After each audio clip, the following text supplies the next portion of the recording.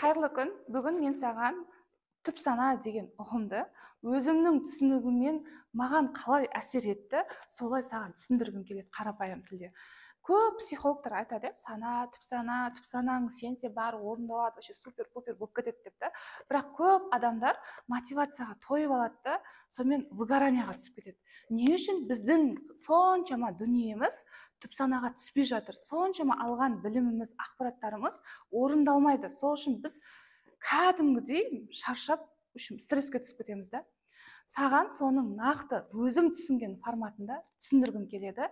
Мүмкін болса, мұқият тыңдап алсаң. Қараңдар, сана деген нәрсе, піл мен тышқан оқиғасын білесіздер ме, білмейсіздер ме, бірақ мен осыны түсінікті түрде түсіндіргім келеді. Мынау тышқан деп алайық. Мынау тышқан. Мынау піл.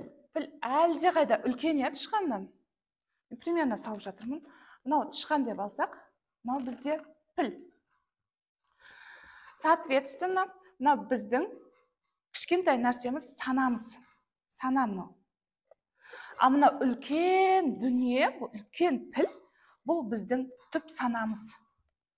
Түпкі сана, түп сана деп атқан осы. Енді біздің алып жатқан сабақтарымыз, осындай мотивацияларымыз, түрлі оқып жатқан кітаптарымыздың барлығы мына жерге түсіп жатыр. Саналы түрде мына жерге түсіп жатыр. Біздің оқып жатқан мотивация барлығы сразу мына пілге кетіп жатқан жоқ. Мына жаққа түсіп жатыр.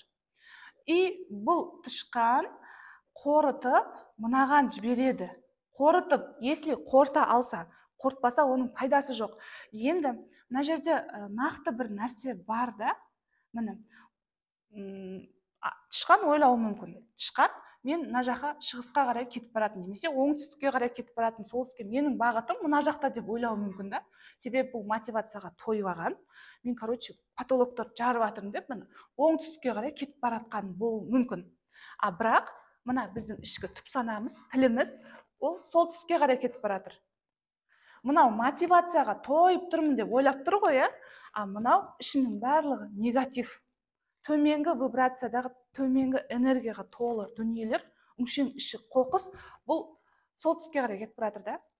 И сосын адам сонша мотивацияны тойып алады, бүкіл мықтымын деп ойлайды ғой, болды, мен патолог жарам, мен бәрін жоям, қырам деп ойлайды да. И бұл қанша тырысқанмен ішіңдегі дүние артқа қарай тартса, сен по-любому ештеңе істей алмайсың. Соңында сен стресске түсіп кетуі мүмкін да. Если сен мына сонша білген біліміңді мына жаққа түсірмесең. Ал енді сұрақ, бұған қалай түсіреміз? Түп санаға, санадан түп санаға қалай өткіземіз? Осы жердегі көптеген психологтардың айтып жатқаны аффирмация, медитация, қандай бір дүниелердің барлығы осыған түсіруге көмектесетін жол ғой, былайша айтқан кезде. Енді бұған сен аффирмация, медитация, неше түрлі дүниелерді айтып түсіруіңе болады. Ол неға өткенмен де өтпейтін жолдар бар. Қанша нәрсені білгенмен мына жаққа өтпейтін жолдар бар. Ол қандай жол? Жаңағы айтқандай негативный ойлар. Яғни сенің осы уақытқа дейінгі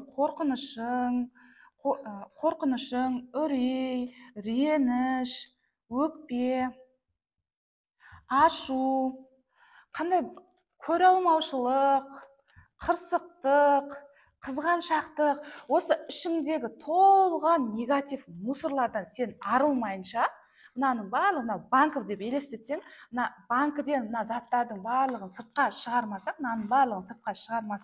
саған мынаяқтағы сонша мәліметтер кірмейді. Сол үшін сіздерге тапсырма, егерде андай ғой, мына жерде мынандай нәрсе айтқым келіп тұр да. Бұның не маңызы бар деген нәрсе да. Если сен мынаны жоймасаң, мынаяқтан кірмейді, түсіндіңіздер ғой.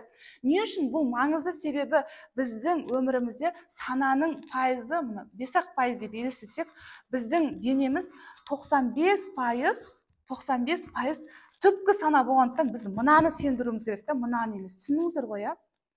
Осымен сабағымызды қорытындылаймыз. Сіздерге тапсырма бергім келеді. Давайте былай жасайықшы. Мотивацияға тойып алсаңыздар, осы жерден мотивацияларыңызды қоя тұрыңыздар да, мына жердегі ішкі установкаларыңызды. ішкі установкаларыңызды анықтайықшы. Сенде қандай установка бар, сол установкалармен жұмыс жасаудың техникасын келесі сабақта айтатын боламын.